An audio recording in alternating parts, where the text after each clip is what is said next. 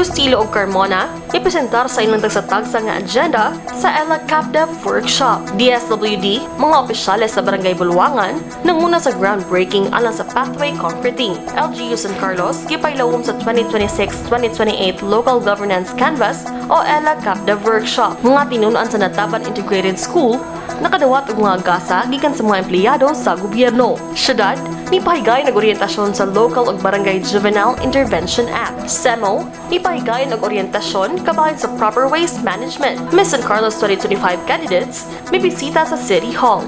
Skaway gipaligo ng GAD Advocacy. San Jose Elementary School nipahigayon og Gender and Development Seminar. Greenville pupils may saulog sa Science Month pinagi sa Creative Fashion Show. 4th Mayor Negros Cup Chess Tournament winners gipasidunggan. Syudad gipasidunggan ang mga nanaog sa 33rd Pinta Flores Festival Local Badminton Tournament. Maayong adlaw San Carlos, kini ang Vamos News. Sa makausapaan niya kami at maghatod kaninyo sa mga nagunang balita nga may kalabutan sa programa ni Kagamhanan. Ako si Kay Luis Perquez karon sa detalye sa mga balita.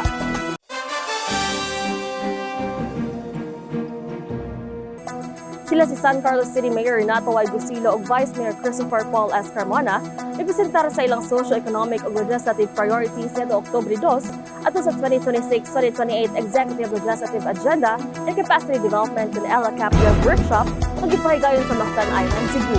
Gipresenta ni Gustilo ang iyang 9-point agenda nga nakabase sa peace and order, safety and security, strengthening health and education systems, enhancing competitiveness and ease of doing business, capacitating human capital, creating jobs and fostering sustainable communities, continuous infrastructure spending and public-private partnerships, providing housing for the marginalized sector, promoting the welfare of government employees, and advancing tourism, heritage, culture, and the arts. Gipasalamatan ni Gustilo ang nagkalain-laing mga buhatan ug ahensya sa ilang mga tahas sa pagpatuman sa agenda sa dakbayan ug miingon nga ang malungtarong pag-uswag nagdepende sa kolaborasyon ug ang hiniusang paningkamot sa kagamhanan sa syudad uban sa nasudong mga ahensya o community stakeholders mahinungdanon sa pagtukod sa mas lig-on ug mas progresibong San Carlos City. Sa laing bahin, gipresenta ni Carmona ang 7-point legislative agenda nga naglangkob sa social development, agriculture and economic development, infrastructure ug transport development, environmental management ug climate resilience, peace and public safety, institutional development ug good governance, ug inclusive ug cultural development. Matod niya nga ang tema nga navigating with excellence through leadership and management continuum now and beyond, nagsilbi nga compass alang sa pagpadayon, kabag-uhan ug kabilin. Siya miduga nga ang agenda labaw pa sa pagpasa sa mga ordinansa tungod kay kini nagkinahanglan og vision, action ug purposeful leadership ug matuman lamang kini pinaagi sa commitment ug impact sa tanang buhatan sa syudad ug stakeholders aron masiguro ang transparency, resilience ug empowerment alang sa tanang San Carlosenyo. Gipresentar usab ni City Disaster Risk Reduction and Management Officer Joe Recalex Alingasa Jr. ang 2026 to 2028 Project RYG or Reintegrating Values, Yes to Good-Mannered Citizens o sa programa nga nagpasiugda sa value reintegration uban sa inclusiveness, community engagement o government-led advocacy nga naghatag og ibugaton sa pagtudlo sa disiplina isip sa ka-core value aron mapaligo ng malungtaron nga kalinaw, panaghiusa, kahusay, seguridad ug maayong buhat. Si Mayor Renato Y. Gustilo, Vice Mayor Christopher Paul S. Carmona ug mga opisyal sa syudad mihatag og message of solidarity ug guban sa mga department ug division heads ug mga empleyado na padayag sa ilang pledge of commitment and support sa malampusong pagpatuman sa 2026-2028 Executive Legislative Agenda sa syudad. Ang ELA formulation gipasiugdahan nila ni Cluster Head LGO 07 Maria Fatima R. Daiz ug LGO 07 Evelyn R. Vista sa Department of the Interior and Local Government kundi DILG aron maghatag og giya, alignment ug pagpaligon sa executive ug legislative priorities sa syudad. Ang City Planning and Development Coordinator's Office kun CPDCO pinanguluhan ni Engineer Magnolia Antonio ug ang San Carlos Development Board kun SCDB mao ay nag-facilitate sa maong kalihukan uban ng koordinasyon sa DILG Region 6. Ang mga representante sa DSWD pinanguluhan ni Engineer John Glenn Sombilon ug punong Barangay Desiderio Narciso ang nangulo sa groundbreaking o capsule laying ceremony ala sa 1,558-meter pathway concreting project sa Sitio La Mesa, Barangay Buluangan, ito sa Setyembre 30. Ang proyekto nga adunay kinatibuk ang budget nga 3,424,275 pesos kipunduhan pinaagi sa DSWD Pamana Peace and Development Program Batch 4 Cycle 3 na nagkatidad og 1,624,275 pesos sabtang ang counterpart nga 1.8 million pesos nagagikan sa nasampit nga barangay. Ang konstruksyon gikatakda magsugod sa unang semana sa Oktubre. Si PB Narciso miingon nga ang counterpart sa barangay nagpalapat sa coverage sa proyekto aron matabunan ang dugang nga metro sa pathway concreting nga magkonekta sa Sitio La Mesa padulong sa Sitio Mabato. Dugang paniya nga ang proyekto nagtubag sa dugay na nga mga concern sa mga residente, labi na sa mga estudyante ang magtutudlo nga naglisod sa paglabang sa sapa tungod sa kanunay nga pagbaha. Ang mga teacher po nato dili na po mag-agig sapa kay looy baya kayo mga teacher nato nga usahay makahuna-una lang sila nga adto na lang sila dito mo stay sa ilang eskwelahan, di na lang uli labi na magbaha. Muna nga daghang salamat. Si Engineer Sombilo nagpasalamat sa mga ahensya sa gobyerno o community volunteers sa pagtinabangay aron masiguro ang kalampusan sa proyekto. Groundbreaking which is masugod na aton nga sa project, no? Improvement of pathway. So, dili ni siya madayon kung hindi sa commitment sa aton nga mga partners. No, so ang aton si LGU, BLGU, sa aton volunteers, no, kami sa ACT and RPMO, no, so thank you Ged. Si Reverend Father R.G. Vergara sa St. Jude Tadeas Parish, Barangay 1, mo'y nagdumala sa pagbendisyon sa proyekto. Mitabong usab ato sa maong kalihukan sila si Engineer Rodney Flores sa City Engineering Department, Barangay Kagawads Josephine Impuerto, Jose Ronnie Yopano, Aladin Eroja, Butch Punteras ug Eugene Opshar. School Principal Maria Teresa Martinez ug Teacher Marvin Yongko sa La Mesa Elementary School, Lizel Alingasa, ACT encoder sa CSWDO ug mga representante gikan sa City Accounting Office ug sa Philippine National Police.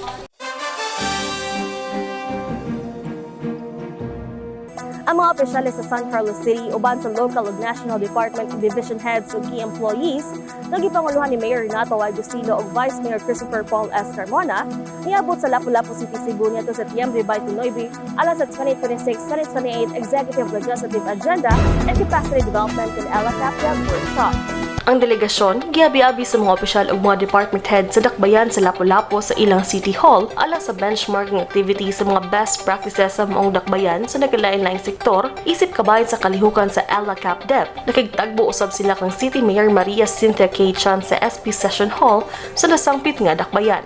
Ang mga diskusyon sa Session Hall naglangkob sa sektor sa turismo, pagpalambo sa infrastruktura sa Mactan isip usa ka island city, pagdumala sa budget ug mga programa sa edukasyon. Usa ka revisiting sa Master Development Plan kun MDP ang misunod niadtong Setyembre 30 na nagtimaan sa pagsugod sa Local Governance Canvas kun LGC 2026-2028 nga gipanguluhan ni City Planning and Development Coordinator Engineer Magnolia B. Antonio ug San Carlos Development Board Incorporated Executive Director Jose Miguel Valmayor. Ang delegasyon miapil usab sa usa ka team building activity sa hapon nga gipasigdahan sa resource speaker nga si Jerome R.S. Labra nga naglakip sa mga lecture o group activities nga gitumong sa pagpalig sa kolaborasyon, pagpalambo sa komunikasyon, ug pagtuhod sa pasalig sa mga partisipante isip kabahin sa nagpadayon nga mga sesyon sa capacity development. Gihimo usab sa grupo nga mabulokon ang workshop nga gitawag og Navigating with Excellence through Leadership and Management Continuum Now and Beyond ug Blended Local Governance Canvas ug LACAP Dev uban sa resource person niini nga si Attorney Josephus B. Jimenez ug sa Department of the Interior and Local Government kun DILG.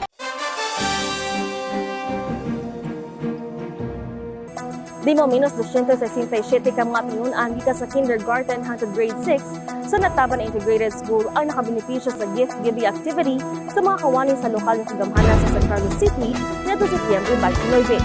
Malipay ang gidawat sa mga bata ang mga gamit sa eskwelahan ug mga Jollibee meals nga gihatag sa mga empleyado sa gobyerno isip kabahin sa selebrasyon sa ika-125 nga anibersaryo sa Philippine Civil Service nga adunay temang bawat kawani, lingkod bayani, dangal at galing para sa bayan. May dugang sa kalipay sa mga bata gawas sa ilang nadawat nga mga regalo ang surprise appearance ni Jollibee kinsa ni sayaw ug nagpa-picture uban kanila. Si OHRM Administrative Officer 3 Luz Bisminda V. Parquez miingon nga ang tinuig nga nga gift-giving activity, gipunduhan pinaagi sa kita gikan sa fun walk nga gipahigayon matag Setyembre ato sa Civil Service Month celebration. Siya miauhag sa mga bata sa pagpaambit sa ilang mga blessings ngadto sa uban sa higayon nga sila mahimong mga profesional, ingon nga ang pagtabang sa uban naghatag og dakong kalipay. So, naami din karon para i-share na mo ang among blessings nga nadawat ko ninyo. Bali, kaino na, sulti naman ito ni Ma'am Rona, no, nga, proceeds di siya sa among panmok, hindi na, hilo kada, for this year, kamo ang recipient. So, palapakan na itong kagalingon. Nagpasalamat usab ang school principal nga si Ronaliza Arce sa kagamhanan sa dakbayan ug sa mga empleyado niini sa inisyatiba ug sa padayon nga suporta sa ilang eskwelahan, ilabi na sa pagtukod sa mga bag-ong mga classrooms. The Natabal Integrated School is very honored and very blessed that most of the projects of LGU mabiyayaan yun. Like the new two-story building, the HA building, and this time we are the recipient of the fun walk activity of the OHRM Civil Service Government, Civil Service Commission celebration every year. Mitabong usab sa mga aktibidad sila si OIC Schools Division Superintendent Maria Teresa P. Heroso, SDOG Chief Maria Cristina Bahinting, ug Public Schools District Supervisor Sheila Tabuena.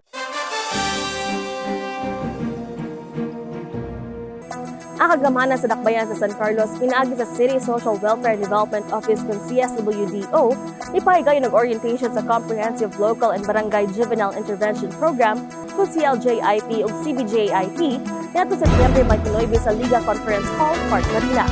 Ang orientasyon nagsilbi nga giya sa mga partisipante sa pag-update sa ilang tulo ka tuig nga plano sa CBJIP alang sa tuig 2025 ngadto sa 2027. Ang mga nanambong gikan sa 18 ka barangay sa dakbayan, lakip na mga barangay kagawad Chair on Women and Children ug mga barangay secretary.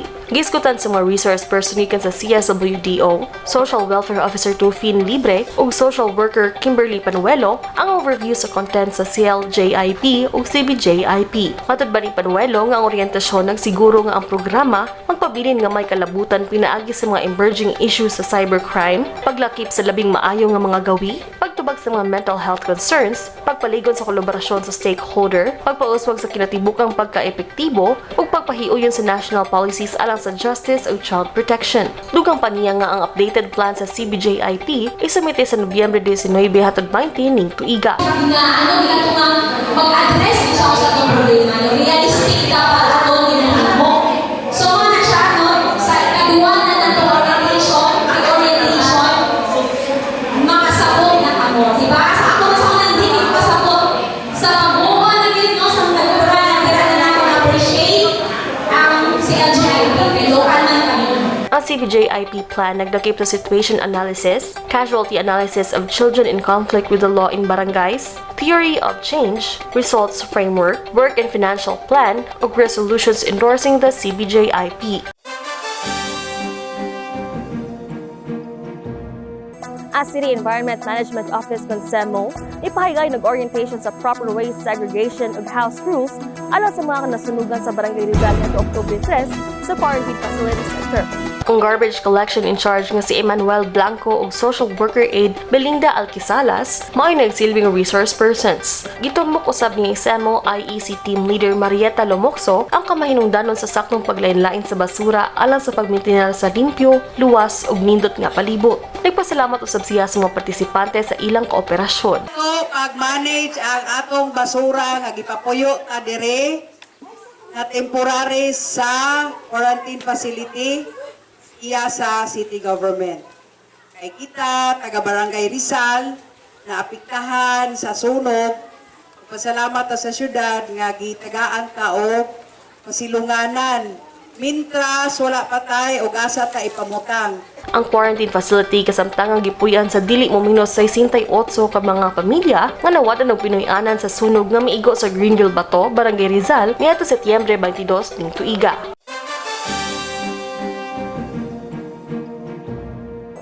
Ang mga kandidata sa Miss San Carlos 2025 ay bisita sa balay lungsod sa syudad nito October 6. Ang pulo ka maanyag nga mga kandidata mainitong giabi-abi nila ni City Mayor Renato Agustilo, City Vice Mayor Christopher Paul Carmona, City Administrator Attorney Estefanio Libutan Jr. ug SP Chair on Tourism Philip Gerard Maisog sa ilang matag opisina. Ang maong mga kandidata nga sila si Noela Rose Eraula, Angelica Cubo, Jenny Chris Villacampa, Charay Apatan, Pritzel Habelo, Aaron May Resguardo, Joy May Sanchez, Juliana Marie Gracia, Gianna May Santillan, ug Chayla Ponce mao'y magtigi sa Miss San Carlos 2025 karong Nobyembre 3 sa City Auditorium.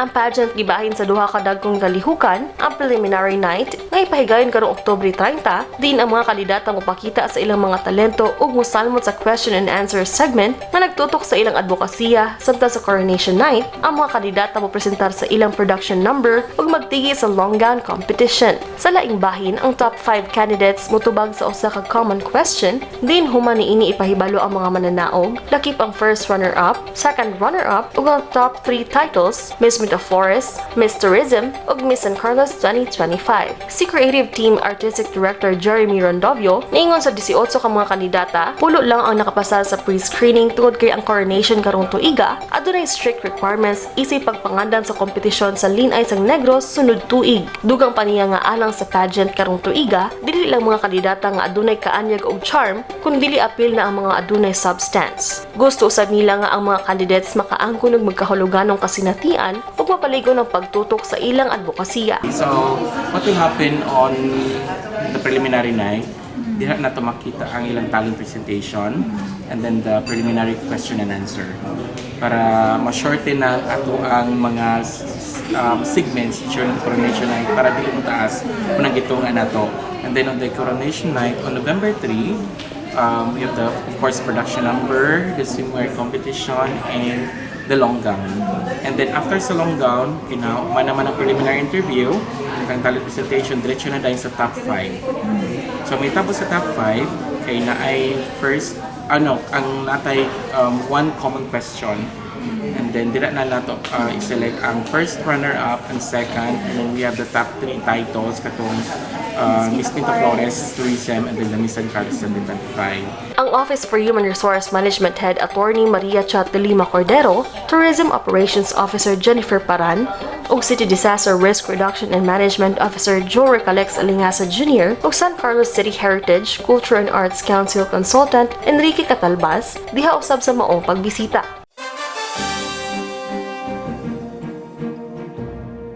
Gipaligod sa San Carlos City Children and Women's Affairs Incorporated Gunskaway uban sa Holy Ledesma National High School ang advokasya sa Gender and Development Kangad pinagi sa symposium nga gipahigayon niya sa September 30 sa Computer Laboratory sa Maong Tuhaan.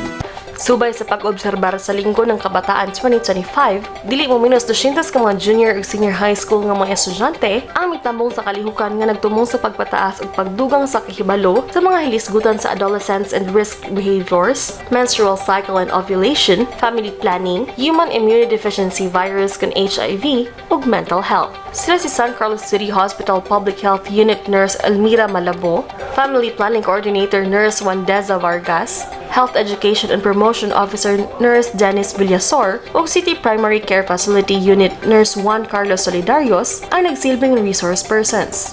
Si JLNHS Teacher 3 Sandrani Lopez mayngon nga ang mga isyu sa reproductive ug sexual health kasagarang mataligaman ug kinahanglan nga hisgutan sa dayag nga walay paghukom. Siya nagtimaan nga ang teenage pregnancy dili lamang usa ka personal choice kundi usa-usab ka social concern nga mahimong matubag pinaagi sa pag-access sa impormasyon ug suporta sa komunidad. Dugang pa niya nga ang pagkahibalo sa HIV dili lamang mahitungod sa pagpugong kundi mahitungod usab sa compassion ug paglakip sa pag-break sa stigma. It is my great honor and pleasure to welcome you all for today's Gender and Development Symposium, centered on the vital and timely topics of menstrual health, teenage pregnancy, and HIV awareness. Samtang si JLNHS Junior High GAD Focal Person Reynabel Pakulanang ipahinumdon sa mga tinunan sa kamahinungdanon sa symposium ug nagdasig kanila sa pagtabang sa pagtuod og komunidad nga nagiya na nalipod ug naghatag og gahom sa mga batan-on aron mabuhi nga luwas, himsog ug makahuluganon. Silang Lopez ug Pakulanang nagpasalamat sa mga estudyante, faculty ug sa local government unit sa San Carlos, ilabi na sa Skaway sa pagpasiugda sa programa. So to our dear school heads, to our knowledgeable resource speakers, to my team, the Gender and Development team of Julio Ledesma National High School, Junior High School, thank you so much sa inyong time and effort today. Especially sa atong visitors from LGU, salamat ninyo tanan, ma'am. Salamat po sa snacks. Gipahigayon usab ang libreng HIV testing alang sa mga magtutulo ug mga estudyante nga nag-edad og 16 pataas. Si Skaway Board Member Maria Magdalena Galvinas ug Skaway staff nitabang sa maong kalihukan. Ang San Jose Elementary School sa San Carlos City, ipahigayon og nagkalain-laing orientation niya Oktubre 3, isip kabayon sa ilang Gender and Development and GAD seminar. Kapin sa 50 ka partisipante ang misalmot sa maong kalihukan, nakip na ang mga miyembro sa Supreme Elementary Learners Government kun SELG ug Youth for Environment in Schools Organization kun YESO gikan sa grades 4 hangtod 6. Apil usab sa mga representante gikan sa Parent Teacher Association, faculty teachers ug si Barangay Kagawad Joel Palabrica sa Barangay Guadalupe. Sila si Police Corporal Maria Cristal Shelo Picabatuan sa Philippine National Police kun PNP San Carlos City, Police Community Relations Alin Estrao ug si Nurse 2 sa Division Office Dana Mata nagsilbing resource speakers nga naglangkob sa mga topiko sama sa Anti-Bullying Act of 2013, Anti-Drug Act of 2022 ug mental health awareness. Sumala sa school principal nga si Melvin Espinosa, ang kalihukan nagtumong sa pagpahibalo ug pagdasig sa mga estudyante, ginikanan ug magtutulo kabahin sa kamahinungdanon sa panaghiusa ug pagtinabangay aron mapalambong ang usa ka luwas ug mahigalaong palibot alang sa tanan nga estudyante. Gipasabot usab niya nga importante nga ipahigayon kining aktibidad matag tuig tungod kay kini kabahin sa mga mando sa Department of Education kun DepEd ug ang mga isyu gihisgutan usa kasagaran nga problema nga giatubang sa mga eskwelahan sa tibuok nasod. Nagpasalamat usab siya sa mga resource speakers o sa lokal nga hanggamhanan sa ilang padayon nga suporta. I am the school principal of San Jose Elementary School, Mr. Melvin D. Espinosa. The purpose of this God training, ang amo gyud aning aim para sa mga bata. And also the awareness of parents, no? Among gi-appeal ang PTA kay ang topic ang tulor gyud kami na among nakita gyud. Amo puy giduso sa amo ang NIR director si Ramar Ortico sa division office nga usa sa problema sa halos sa tibuok Pilipinas ang bullying. Sa laing bahin, ang mga resource speakers nakadawat og certificates ug token of appreciation human sa seminar.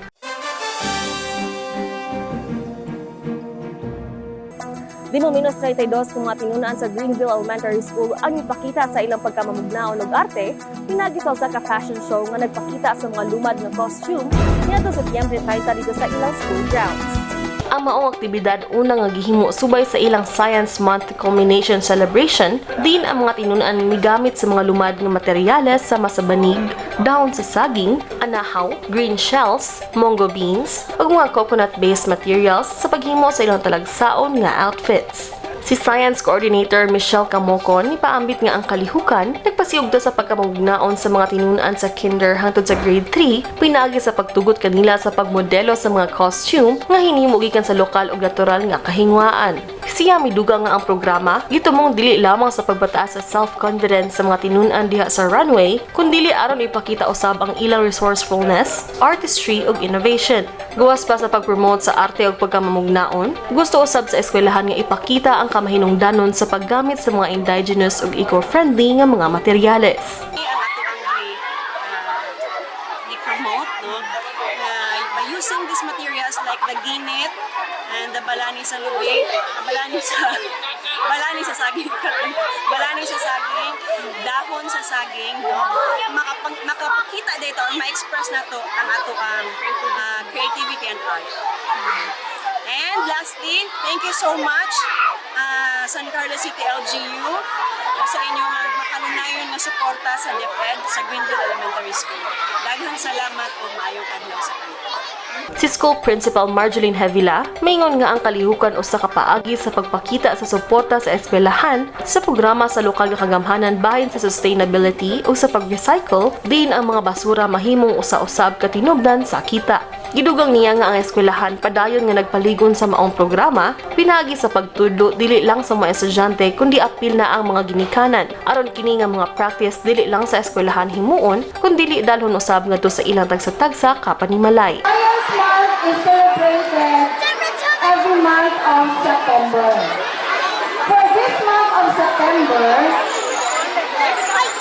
learners ang atong mga kabataan are held in many spheres.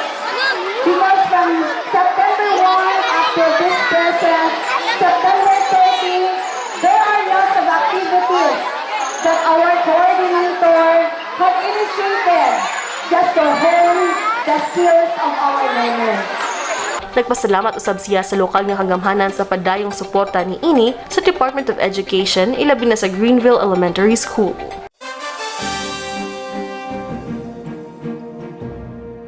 Ipasidungkan sa San Carlos Negros Chess Club kung SCNCC ang mga mananaog sa The Negros Chess Encounter Tatluhan alang sa 4th Mayor Negros Cup Chess Tournament dito October 5 sa Park Marina Function Hall. 35 ka team singan sa lain-laing lungsod ug syudad sa Negros Occidental ug Oriental, Cebu, Iloilo ug Bohol ang may salmot sa torneo. Sila si International Master Rico Mascareñas ug SCNCC President Henry Silva mo'y nangulo sa ceremonial move nga formal nga nagbukas sa maong torneo. Ang duha ka adlaw nga kalihukan kabahin sa line-up sa sporting activities alang sa 33rd Pinta Forest Festival sa Nobyembre, din ang mga mananaog na kadawat og medalya, tropeyo og premyong salapi gikan sa 1,000 pesos ngadto sa 30,000 pesos. Ang mga mananaog sa kalihukan naglakip sa Champion Pawn of Progress, second placer mga Pawn Stormers, third placer Toledo Chess Hustlers, 4th placer Mona Lisa, 5th placer Riches Masters, 6th placer Tagapatiki, 7th placer Flood Control Team, 8th placer RBT Fighters, PWD, 9th placer Maestro de Ajedrez, 10th placer Panabo PWD, top under 14 Pawn of Progress, top PWD RBT Fighters, Board Champions Mona Lisa, Victorious Warriors ug Sagay Warriors.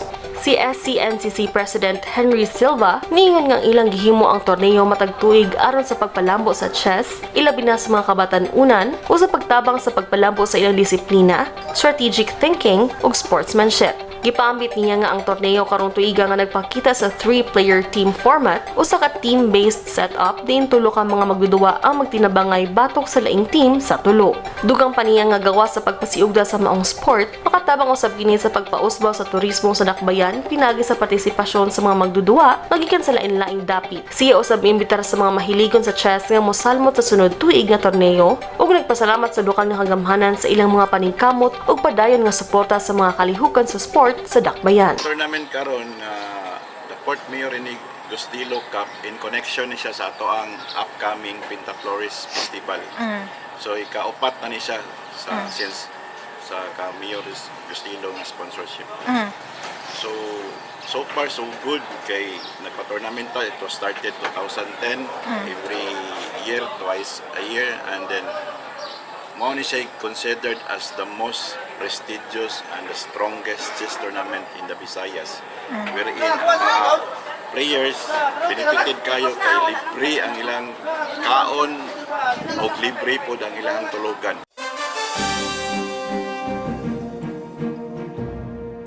Gipanghatag sa San Carlos City Sports Office ang mga premyo sa mga mananaog sa 33rd Pinta Forest Festival Local Badminton Tournament nito October 5 sa City Sports Park.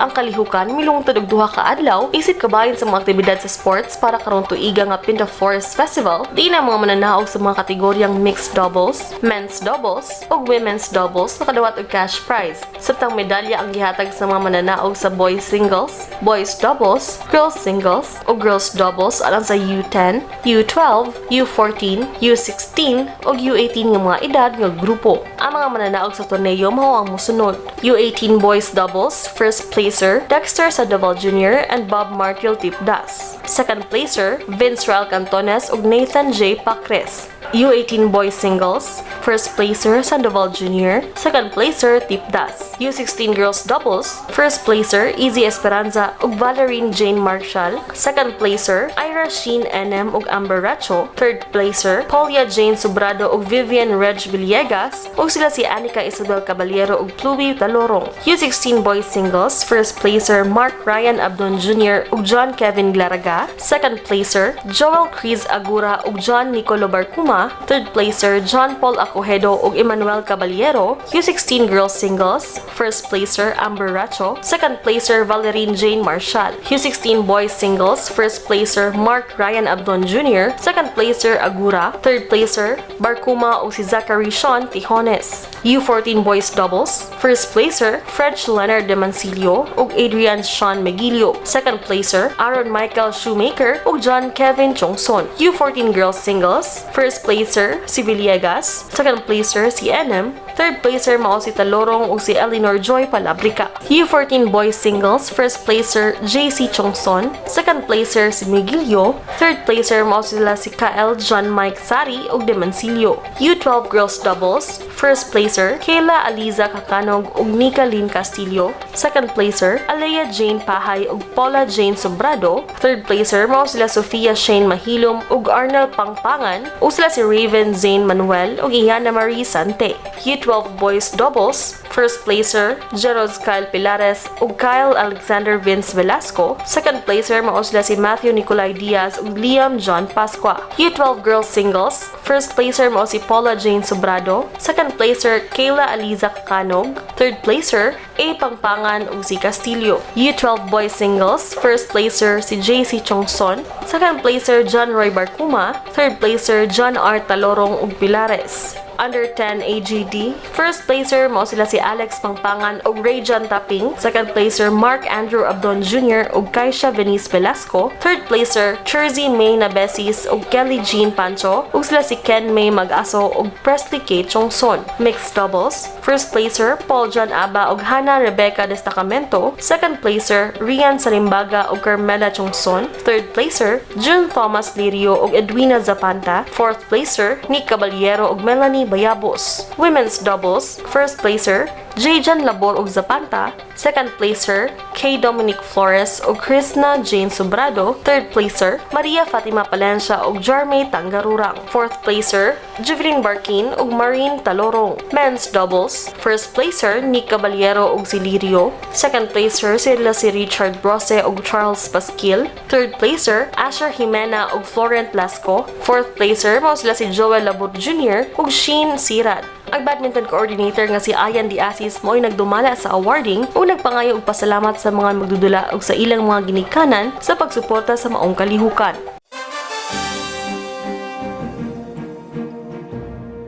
I-follow kami sa mga official social media accounts sa Facebook ang SSC LGU Information Page ug sa Instagram at SSC LGUPH. Mamahimo usab niyo check ang among YouTube channel, Vamos News, ug ang official website sa syudad on www.sancarloscity.gov.ph. Mao kadto mga balita ang among nahipos. Ang ginagmay gibutang kung buhaton sa makadaghan, mamahimong makapausab sa kalibutan. Hatod sa sunod natong panagkuban daghang salamat ug Vamos San Carlos.